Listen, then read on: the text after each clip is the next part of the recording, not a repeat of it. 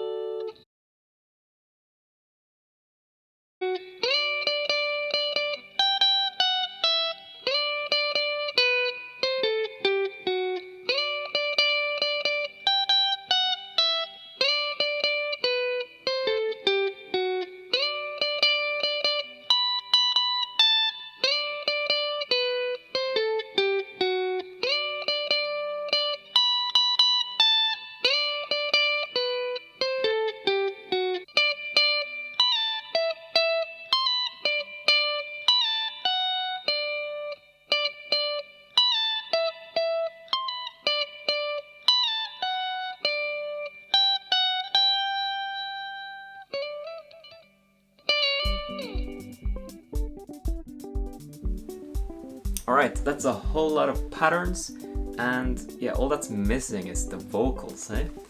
So I need some help with that. If you enjoyed this video, please share it, please leave a comment and hit the subscribe button, and I'll see you in the next one. Maita Basa.